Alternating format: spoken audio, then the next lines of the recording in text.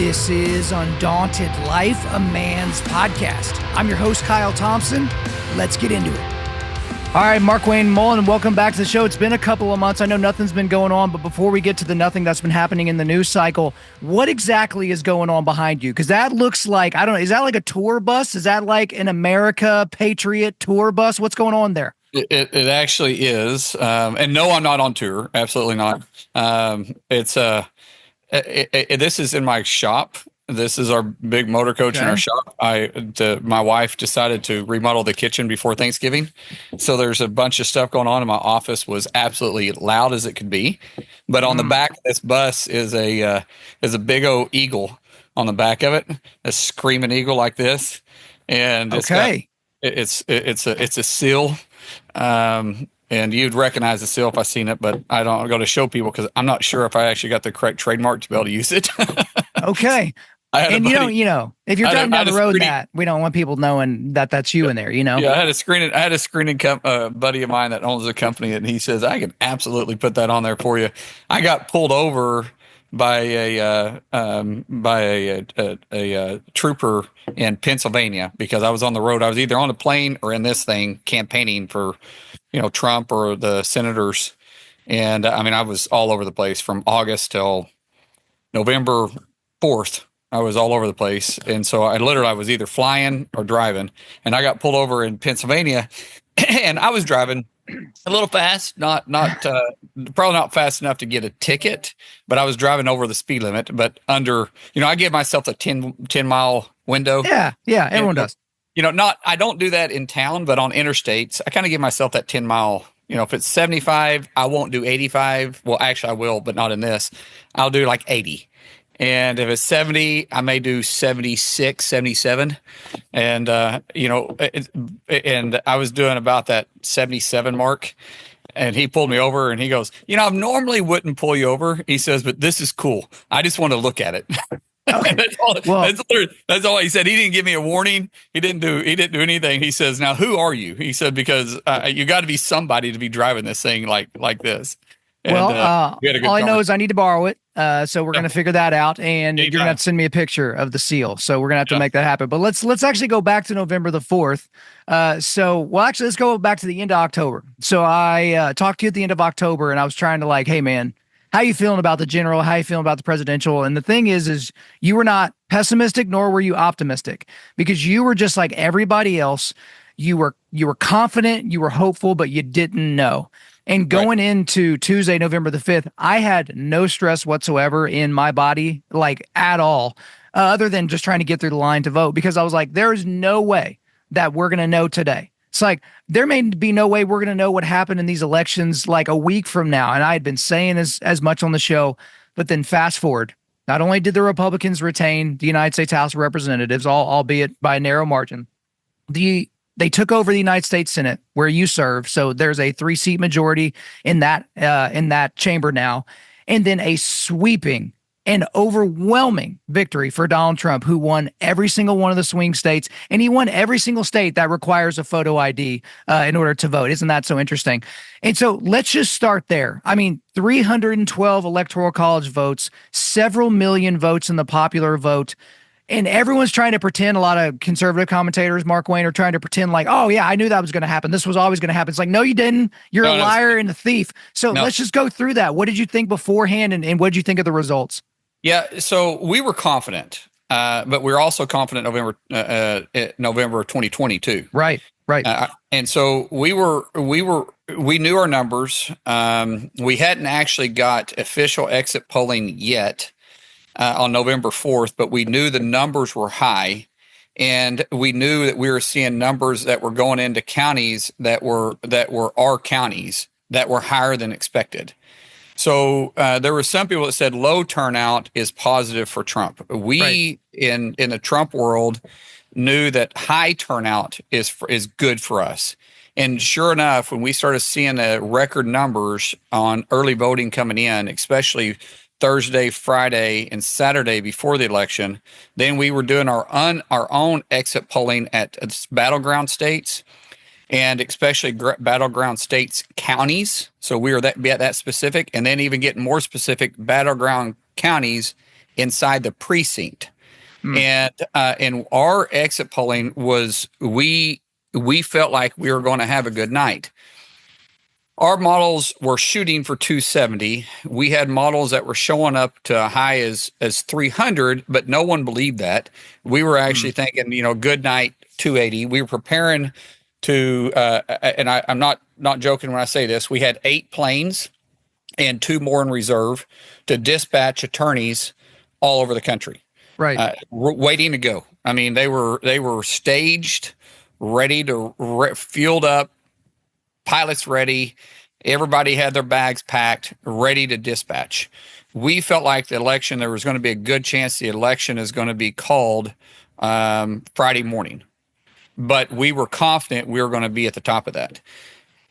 When fast forward to November 5th, the president goes and votes. We had a late night, November 4th. Everybody that was campaigning. The president was a freaking machine. Kyle, I can go, man. I've went, my longest stint with little to no sleep is I went 10 days one time when I was overseas, and I averaged 45 minutes of sleep for 10 days.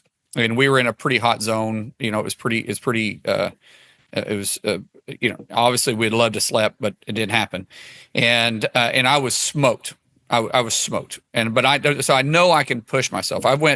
I've been 72 hours without sleep multiple times, and I've been 50 hours on regular basis. Shoot, I did 40 hours just last week with no sleep. So I can push and I can function pretty good with no sleep, but I get very like this. My wife says I get monotoned, I get extremely focused. I'm not friendly and I'm not angry. I'm just job focused. Yep. We would go days we would get to the hotel at, let's say, hang on a second. My thing's trying to update on me for some reason. Get out of here, Apple or Microsoft. It's saying quit and update. So I don't want to do that. Don't do that. Just keep going. How to move this thing out of your face. Well, I can just move myself. Yeah, no, it is literally plastered right on your face, and it's saying this is an important update. Wait for notifications. It's not. It's not an important update. It's the Russians. You just keep going. And just you know how handsome I look. Literally, you gotta work with your hands because it is plastered on your face, and I cannot move you. Okay, got it. Let me see. I'm going to try there. That stretch you out a little bit. That helps. It's still in the middle. There I am. So, you're at the hotel late. Yeah. So we would. There was days we'd get to the hotel often. We'd get there at midnight and be in the motorcade by 5:30 or 6:30, headed to the plane. Day after day after day after day. President Trump would get on the plane. On Trump Force One, he would immediately start making phone calls and do teletown hall meetings all over the country. He would hit 3 to 4 rallies a day. And at the same time, he was doing hundreds of phone calls. His plane wasn't, you sit on the plane, you wait till you get there. His plane was a full functioning working office. There was people around him with 2 or 3 phones constantly handed to him.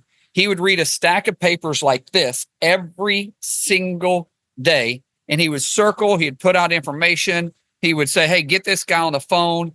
He was putting out Truth Socials, all the Truth Social stuff you see go out on him. That's him. That is him doing that. He'd be calling Elon, or he'd be calling somebody. He was constantly dictating what's going on. One time a day, I'd see him do this.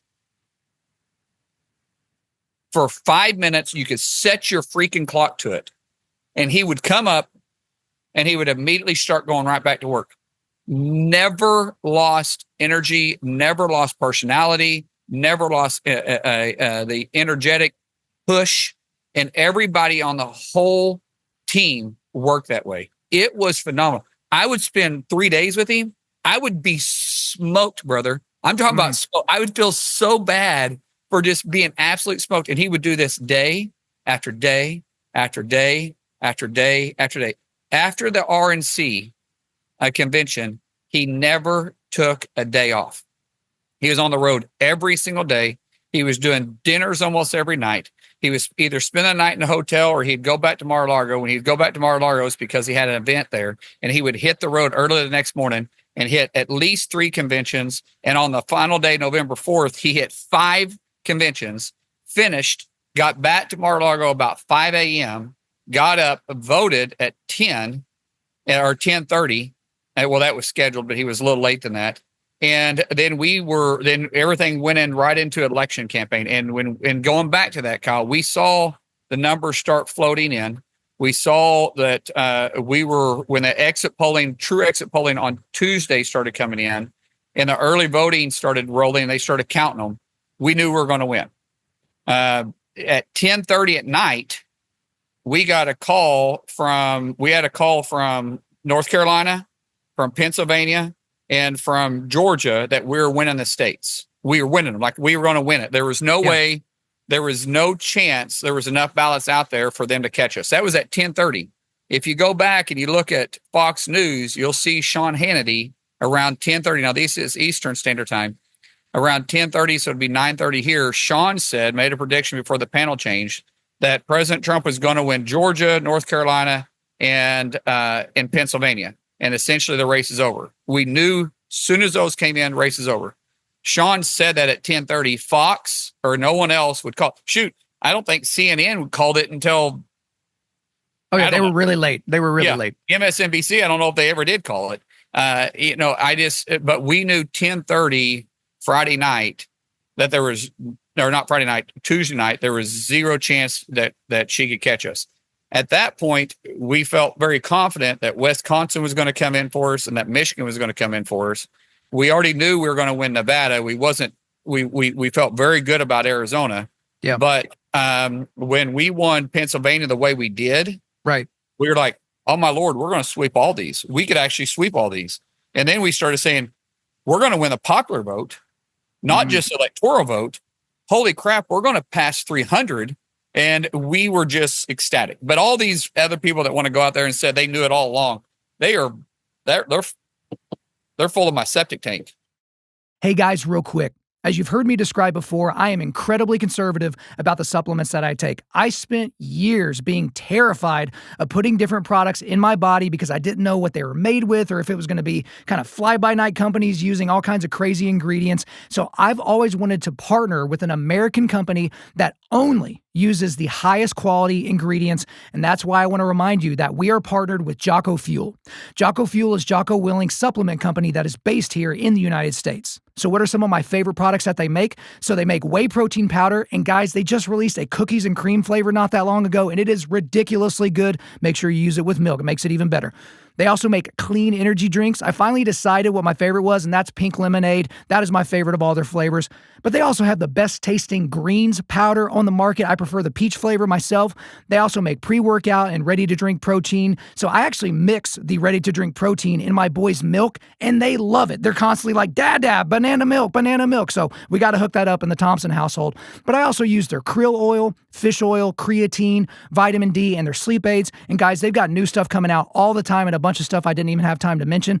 Guys, if you take your health and wellness seriously, then you simply can't afford to put cheap and inconsistent supplements inside of your body. Try Origin out today by going to www.jockofuel.com. That's jockofuel.com. Use the promo code Undaunted to get 10% off your order. Again, that's jockofuel.com, promo code Undaunted to get 10% off your order. Hey, well, I'll say this as well. I did have this feeling because I remember back on election night 2020, everything looked good.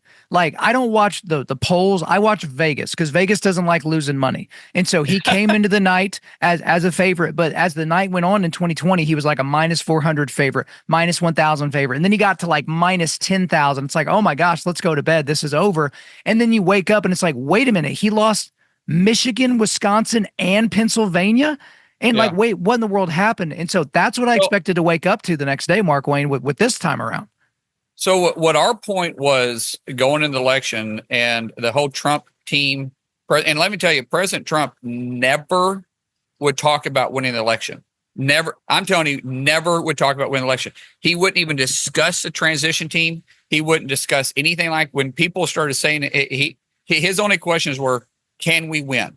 He'd ask that over and over again. Can we win? Can we win? How are we looking? How are we looking? That's what he would ask every day, multiple. He would want to know. He would break it down to counties because he knew the counties he had to win in the battleground states. And he would go. He was taking the fight to them. I mean, we were in Deerfield, Michigan. When I knew we were going to win, just didn't know the margins of it, was when we were in Deerfield, Michigan. High Muslim population. The mayor and the city council and everybody was there. Heavy Muslim population. Turned out it was like a coming home parade for President Trump. There was people lined up all over the street. We went into a cafe and I couldn't believe the Secret Service let him in there. It was astounding, and no one was booing him. Not to mention the weekend before, we were in Madison Square Garden. I was walking around downtown New York, and it was nothing but MAGA hats. Yeah. There was no anger. There was a few protesters, but I'm going to say few protesters. If there was 1 in 20 protesters, one per 20 MAGA supporters, 20 protesters, 1, I'd been shocked. And I just couldn't believe it. I was like, are we really seeing this? I mean, MarkWayne, let's go back to Dearborn, Michigan. You've got. Did I say Deerfield? Yeah, it doesn't matter. Dearborn. There probably is a Deerfield, Michigan. Opening season this weekend. Hey, where do you think I'm going the moment I hang up on this call, MarkWayne? But when you go back there, that's why Kamala Harris didn't select Governor Shapiro of Pennsylvania, is because she was afraid of people in Dearborn, Michigan, basically being like, well, you can't have a Jew on the ticket because then all the Muslims are going to hate you. So she goes with this doofus from Minnesota, Tim Walz, and they still didn't break for her in Michigan. It was just unbelievable and hilarious at the same time. Well, Trump won Tim's hometown in Michigan. Did you know that? Did you see that? I did not see that. Yeah, but that Trump beat Tim freaking Walz. Hilarious. Trump beat Tim Walz in his own town and his own county. This is what I'm saying. President Trump was so focused of taking the fight everywhere they were at. He didn't think there was one area that was off or out of bounds for him. Going to San Francisco, going to LA, right. Going to in the closing Michigan. Weeks of the election. Yeah. Dearborn, Michigan. He was going everywhere. The momentum was so great. It was hard for me to see how we couldn't win, but we were shocked. My whole point was, the whole point of the campaign was we were saying too big to rig. That's what we were saying all the time. Too big to rig. We knew that if we were 4 to 5 percentage points ahead of her, it was too big for them to stuff ballots. There was no way they could do that much. 1, 2, even 3 percentage. There's a way that there could be things that could be done that we had very interesting conversations with people on. I will tell you there was a lot of people inside the intelligence community that was being very fair in this one and was watching everything that was going on. But we knew that if we were 4 or 5 points, especially 5, but we knew if we were 4 or 5 points, there was no way that they could do what they did and let people go to bed at night and wake up with different results the next day. So that's why he put absolutely everything into it. JD, Elon, Bobby Kennedy, Tulsi, all of us surrogates. So I'm not saying I carried anybody. I'm nobody. But we went everywhere. I'll just use this for example. President Trump wasn't for sure we could win Indian country.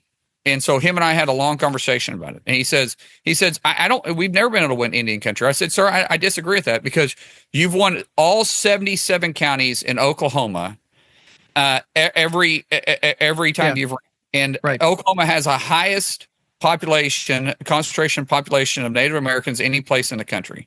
And so you can do it if we just will show them a little love. So that's when he said, okay, fine. He put he put Junior, myself, and Tulsi on it. And then, of course, we went to Albuquerque and Arizona and North Carolina in the last week of doing specifically outreaches to Native Americans. He won the Native American vote by 64 points.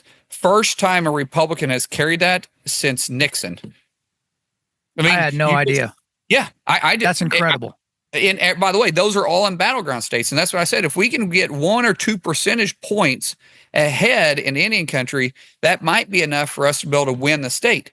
He won it by 64%. I was like, whoa, sir, I didn't even see that coming. Well, so, okay, let's talk about this, because the word that I got is mandate. That's basically what I got, because the American public gave the Republican Party a mandate saying, we so much believe in your vision over the vision coming out of the DNC and coming out of whatever Kamala Harris is currently saying.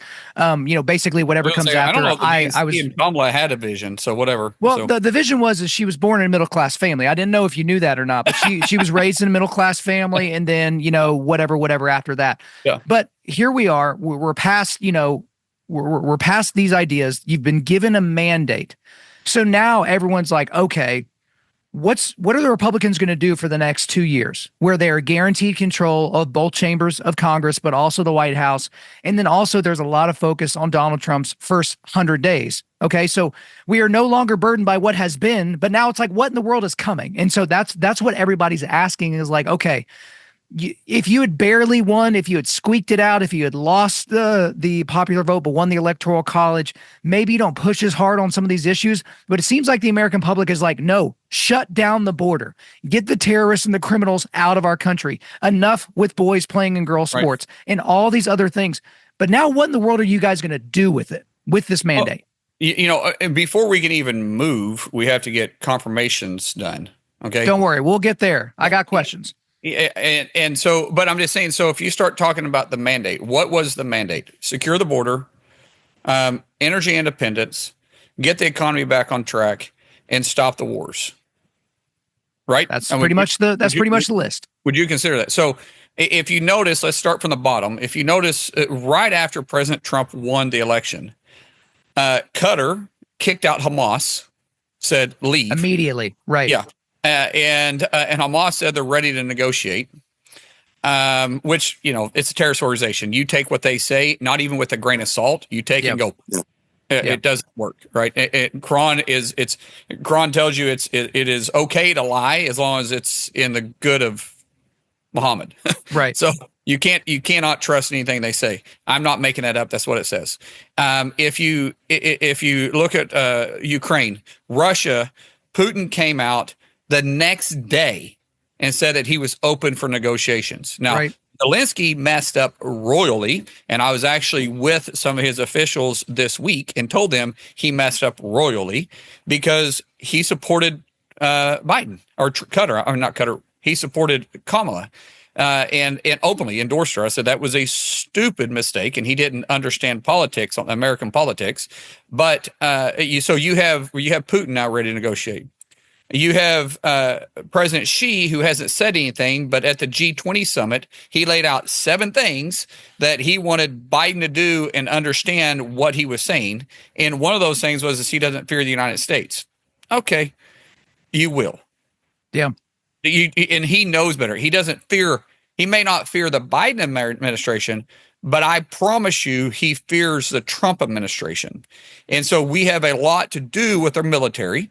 And to be quite frank, the Biden administration is more focused on diversification and woke agenda in the military than they did readiness on the military. That has already changed. I cannot even begin to tell you how many generals were in my office and I'm talking about 4-star generals that was in my office this week. I've already spoke to 2 this morning by phone because they understand what's happening. So we're working on that one.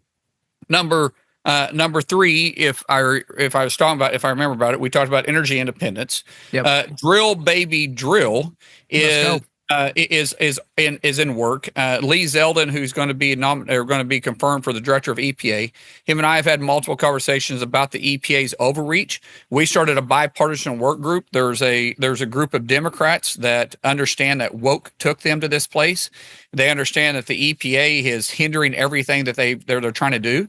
We have to really take a hard look at the EPA and say, how far have they overreached? There's not one agency out there that's part of developing our economy that the EPA isn't involved in. My thing and what I've been talking to Lee and the Trump team about is if if the EPA has been there doing that, which they have, they shut down every project around the country. You can't even start manufacturing because you can't get approval. I can go down a rabbit hole on that one. But one of the issues that we have to have is that EPA it should be able to advise, but they can't stop. The final say in these agencies, the reason why these agencies are in place are because they're looking out specifically for that, for whatever is in their agency. So say the Department of Interior wants to do something on public lands, they should be able to do that. They can consult with the EPA, but the EPA should only be able to advise, not stop a project. They should only be able to advise. That's it. At the end of the day, it should fall within the jurisdiction of Interior or Department of Energy or Department of Transportation or the Department of Commerce when you start talking about manufacturing stuff coming in. And so we have to kind of look at how we do that and restructure it, because right now it is impossible, the way those agencies are set up, for the President Trump to deliver on the fast pace that he needs to do, because he can get the approval to do it, but it'll take 2 years to get the projects to drill to get them approved for the permitting process. That's crazy, right? But it works. To get a pipeline, and you can drill, but if you don't have the pipelines in place to get the project, to get the material from point A to point B, it doesn't matter. That's why flaring exists. Flaring doesn't exist because we want to light the sky. Flaring exists because there's no way to get the gas out to the market, and because there's no pipelines. So the only option is you can't capture it and re-inject it into the ground. You have to flare it. If they could capture it and put it into market, of course they would rather do that. But you can't build the pipelines to do it. So we got to do the infrastructure. Number 3, when you start talking about the economy can easily be moved, and it already has. You saw what happened to the stock market. You saw the investments going back into it immediately. Yep. The stock market, or the economy, just needs a surety that the regulatory environment is going to be consistent moving forward, and they're going to work with the administration that's going to start with yes and try to get them to the place of construction. What you was working with the Biden administration is they started with no, and you had to force them to get to yes. And that was impossible to do it. So a lot of companies left. So just the confidence that you have a business guy running the White House that understands research and development, understands investment, understands the economy, understands that Washington, D.C. doesn't create jobs, but job creators create jobs, and that Washington's position is not to create those jobs, but to create an opportunity for entrepreneurs to do that. And that's not what you dealt with in control of the Democrat Party. That's already taken place.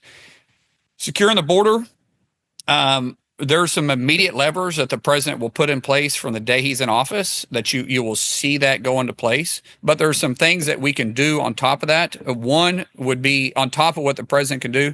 One, the Congress, being the Senate and the House, can reassure, because the law already exists, but reassure that the president has the authority to do this, is that you cannot claim asylum to the United States from another country if you're moving through Texas or moving through Mexico or Canada, because we have a law already in place, an agreement already in place with Mexico and with Canada that's called the first country of entry. And that means if you're traveling from another country, entering their country, you only can claim asylum in that country. You cannot claim asylum inside the United States or vice versa, unless you're a citizen of that country. So all these individuals that's moving up from South America or the Middle East, 160 other countries that claim asylum inside the United States on the Mexican border, immediately could be stopped. The agreement's already in place. We just have to reassure that the President of the United States have it.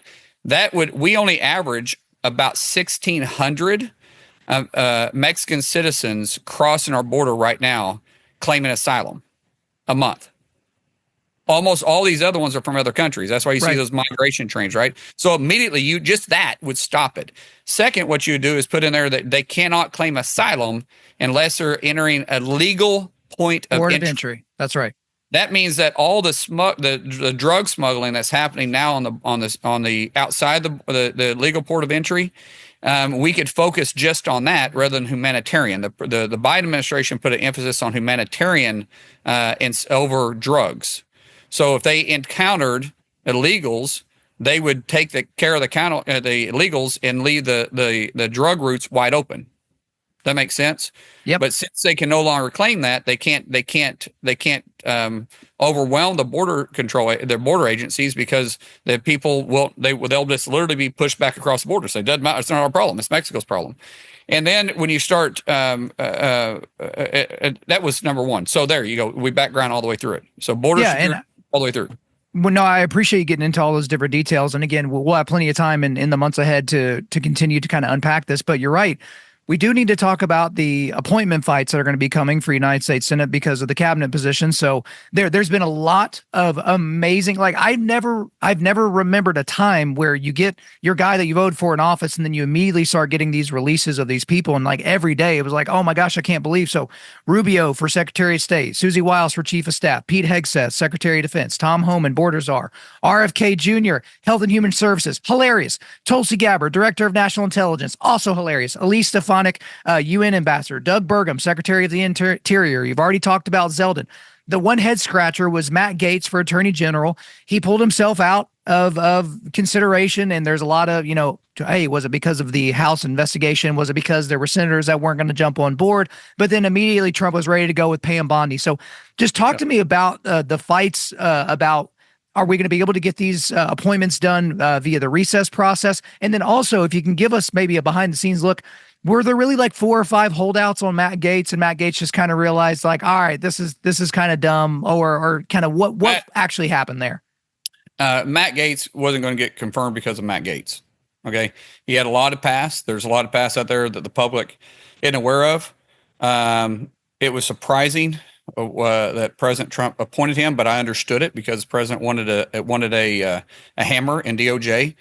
But it was going to be nearly impossible for Matt to get confirmed to begin with. And then when the report come out, it was even going to be more difficult. When there was no question that so there was a conversation about the DOJ. There was a lot of conversation. So the DOJ declined charges on him, and if they could charge him, he would charge him if he had a sex with a 3-year investigation. Yeah. They didn't charge. Well, blah, but blah. Understand that the DOJ wasn't investigating if he had sex with a 17-year-old. That's not the DOJ's position. That is state law. That is not federal. States can have their own age of consent. Some states have consent at 16. Some are 17. Some are as low as I think there's. I'm not sure on this, so I better not say it because I know California was trying to make the consent even below 16. I don't know if they actually did it or not. And some are 18. In California, the consent is 18. What DOJ specifically was investigating was did he sex traffic the individual when he had sex with the 17-year-old? Supposedly, did the individual get trafficked to the Bahamas or out of the state for that to take place? They couldn't prove that he was actually the one that took the person. It had nothing to do as if the person did or didn't. The attorney for 2 of the young ladies that was accused came out openly and said it did happen. No question it happened, and they had testified from it. So Matt Gaetz was going to be a difficult situation. I'm not going to say he could. Obviously, the guy is presumed innocent until proven guilty. It's the way it works, but it didn't look good. And I think he made the right choice by pulling it, but it had nothing to do with the senators not wanting to allow the president to have an AG there. It's that the senators, we have constitutional authority too, and under Article 2, Section 2. It says that the Senate has the right to advise and we have to consent. And so all these emails and text messages and voice calls that I get, and people were telling me, I demand you to vote for Matt, or I demand you to do that. Well, you can, but I also held my hand up like this and said, I swore to uphold the Constitution of the United States. I have a constitutional job to advise and consent, and to do advise and consent, then we have to have oversight. And part of the oversight is understanding these individuals. The president has the right, and I respect the right for him to appoint those individuals, but we can't neglect our constitutional duty. That's why there is a separation of powers. And I said from the beginning, I will give Matt Gaetz, even though it is very documented that Matt and I have a lot of differences, but I said from the beginning, I'll give Matt a fair shake out of respect for the president. I will set the personal stuff to the side because what I said personally about him was 100% accurate. It wasn't made up. It's 100% accurate. But what I said though is I would set it to the side and I would let the process move forward. And I'm glad to see that Matt didn't force us to go down this road. And I'm extremely thrilled at the new pick with Pam. She will be awesome. She can be the hammer at DOJ, and she will be the hammer. She did a phenomenal job as the AG of Florida. She combated a lot of the same things that the country's dealing with right now, with the influx of drugs and the influx of illegals coming into Florida, and she did an outstanding job. So this pick, I'm like thrilled, and I think she won't have any problem. We'll be able to breeze her right through. Are there any people of the ones that I mentioned or the ones that I didn't mention off the top of my head? Is anyone going to have any problems? Pete could have some problems. Right. Matt was his best ally, and what I mean by that is because Matt was such a hot topic that it took a lot of the oxygen out of focusing on Pete. Pete's great. Pete has the ability. He is more than qualified to be the SecDef. People say, is he qualified? Yes. The SecDef is a civilian position. You do not have to be in a general, and nor do we. And it's typically a civilian, right? Yes, but we don't want you to be a general. Generals take care of generals. Right. I cannot name a single general that hasn't pulled up other generals behind him. You always see people traveling in 3s and 4s as they make it all the way to the top. I can use examples for going back as far as you want me to go back to Bush 41 and show you that his Joint Chiefs of Staff, his chairman of the Joint Chiefs of Staff, had other generals in place that he pulled up, and every single one of them's that way. So generals take care of generals. Here you have Pete, who is a major. He's 20 years in service. He's a highly decorated combat veteran, and he understands how to articulate a message because he's a Fox talk show host, right? That is more than able. He knows the system and he knows how to articulate itself, and he's not walking into politics with his eyes, blurry because he doesn't know what he's walking into.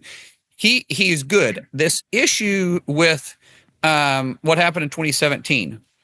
I had a great conversation with him yesterday, and he has a very strong case of what actually took place in 2017. He's got a strong reason why what happened, why he decided to settle. Also, not settle, but to have a non-disclosure with her 3 years later because of the hashtag Me Too. And there's a reason why that took place. The question is, if you actually get into it and you read what took place that night, and I would encourage everybody and all your listeners to the investigation that the city did in California. My name is slipping me what the name of the town was now, but the investigating report is pretty clear about it. I mean, there is witnesses saying that John Doe or Jane Doe, the lady not mentioned by name, and her friend was openly flirting with Pete at the bar that night, to the point where people saw what was going on and even said they needed to back off a little bit. Multiple people was saying that she was being the more aggressor one towards him. There was video surveillance of them walking away from the bar, and she is holding on arm to arm to him. There was obviously a lot of flirting that was going on there that people saw. They had a long conversation, and some said it was a confrontation. Some says it wasn't a confrontation in the middle of the pool area, and staff actually came out there because it was 1:30 in the morning. And then at 4 o'clock, she goes back to her room. Now, to her husband, who was in the hotel at the room. My question on that one is, and I don't know her, but the question I would say in that case is, your husband's with you, and you're at the bar, and your witnesses, other witnesses in this investigation, are saying that you were openly flirting to the point where it was obvious who was being the aggressor there. And there may not be, but there may be something else that people need to look into that. Maybe there was a pattern there. Maybe there wasn't a pattern. I don't know. But just because of this one situation, I don't say right now disqualifies him.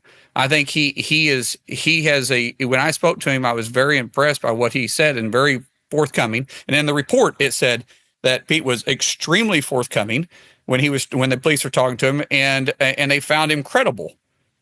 So I think that is going to be a hurdle for him to get over, but I think we can get over it and get him confirmed. And the more I talk to him, the more I'm impressed with him. So he's the biggest hurdle. Second one would probably be Tulsi Gabbard. And Tulsi, my sister, you know that. She calls me her brother. I call her my sister. Our families are very, very, very close. I mean, Abraham, her husband, and I talk regularly. Christy and her talk. My wife, Christy, and her talk all the time. She's over the Oklahoma Reserve Unit as a colonel, and over the Reserve Unit in Missouri too. So when she comes in, she actually keeps her gear here at the house in a closet. And she stays with us, and sometimes Abraham comes in before her and stays with us. And so, I mean, we're very, very close. So I'm biased here, but I think we'll get her through. The Democrats, none of the Democrats are going to vote for her, right? But I believe we will get. I believe we'll get her through at the end of the day. Bobby Kennedy, he's got a challenge, but we can get him through too. And then after that, it's just a breeze. I think we'll be fine with everybody else. Okay, we're a little bit over time, so we'll make this last question of the day. Just quick thoughts. Obviously, there was like a little bit of a kerfuffle over who was going to be the Senate Majority Leader. Like Rick Scott became like the leader on Twitter. Like everybody was like fighting for Rick Scott, and then John Cornyn from Texas was up there as well. But then obviously John Thune, who you supported, who eventually won the nomination as Senate Majority Leader out of South Dakota, he was brought in. Tell me a little bit about what was actually going on behind the scenes, because I remember people that were so up in arms that Rick Scott wasn't the guy. But then when I talked to you privately, you're like, Kyle, Rick Scott was never going to be the guy. It was always going to be Thune. So just give the audience a little bit of a perspective. Once again, this is one of those things. I get phone calls in my office and social media and all this stuff. I demand you. You. By the way, that doesn't help. In fact, tell me it's not going to make me. That doesn't. I've got a job to do still yet. And there's a lot more that happens that unfortunately everybody doesn't get to see. There's always multiple sides of the story, but definitely two. So you have to realize that. What people didn't realize is President Trump was willing to endorse Thune if need be. He supported John Thune. What people also don't realize is that Rick at one point was really considering running against President Trump before DeSantis got in the race. Right. I think you remember that. A lot of people seem to forget that. That's not forgotten with some of the Trump people. And there was only one person in the race that the president absolutely did not like. But he had no problem with Thune. He was okay with Thune. He wanted to make sure that Thune wasn't Mitch 2.0. Well, starting last summer, the President Trump and Thune started talking. The reason and how I know that is because I facilitated the first conversation with them, and so they started talking on a regular basis. And then when you start going back, and that was people didn't know that. People was like, oh, I didn't know that Trump and him were on good relationships. Well, it's because that's not your job. It is. I mean, to know that it was a private conversation that was going on. I was privileged to those conversations.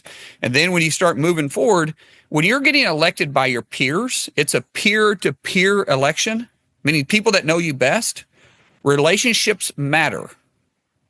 And Rick didn't have those relationships.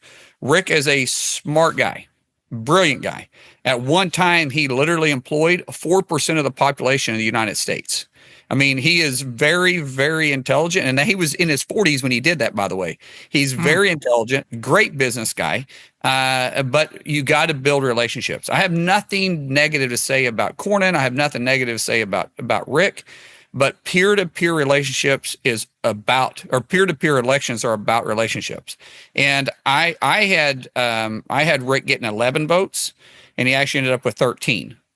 So I was a little off on that. I had Thune getting 22 votes on the first ballot, and he ended up getting 23. And I wasn't really sure where Cornyn was going to lay in. It was going to fall in there. I mean, obviously you can do the math and say that there was 52 senators. It's pretty easy, or 53. There was 53 of us that was voting that day. And you can say, well, with that, do your math, Mullen. You can figure that one out. But I just have hard counts, and I didn't really have any hard counts on him. So there was a misnown. So that's why there's a plus and minus on every polling of a percentage. But I wasn't surprised that Thune ended up winning. I mean, we knew he was going to win it. I told you months ago that Thune was going to win that race. All right, very good. Well, hey, we're out of time, but I did have a vision while you were giving your last answer. The vision was of me driving that bus behind you, but with an enormous buck on top of it. I shoot him that morning and I just drive him down the road to the processor or whatever. So are you going to drive the bus to my house, or do I need to come out there and You're grab going to have to come here, but this thing is not going to anybody's deer camp. Well, I mean, I'm not going to put the deer inside of it. I would strap it on top, right? So everybody knows I'm totally cool with that. I mean, Okay. I have no problem with that. I mean, we got a ladder that you can climb up there and just strap it up, but people may not be able to see it. So it's so tall. So maybe we should strap put it on the hood front of it. Yeah. Well, there's no hood. It's flat nose. Oh, okay. Yeah. Strap it. We can just strap it to the front of it. I mean, we could make that work. That's why they got ratchet straps, man. Mark Wayne, I got plenty of ratchet straps in the truck, but hey, man, I appreciate all the time today. We'll get back into some more business next month. All right. See you, brother. Bye. See ya. Thank you for listening to this podcast. Wherever you're listening to this, please subscribe, rate, and leave us a positive 5-star review. If you want me to come speak live at your event or on your podcast, just shoot me an email to info@Undaunted.Life. That's info@Undaunted.Life. Follow us on Instagram and like us on Facebook, and check out our website for everything else, including how to donate to keep more content like this coming your way. Just go to www.Undaunted.Life. And as always, we want to thank the band Holy Name for allowing us to use their music for our content. The music on this podcast is their song Perpetua, which is off their self-titled debut album on Face Down Records. The links are in the description. I'm your host, Kyle Thompson. Remember, keep pushing back darkness, keep forging spiritual, mental, and physical resilience, keep seeking the Lion of Judah.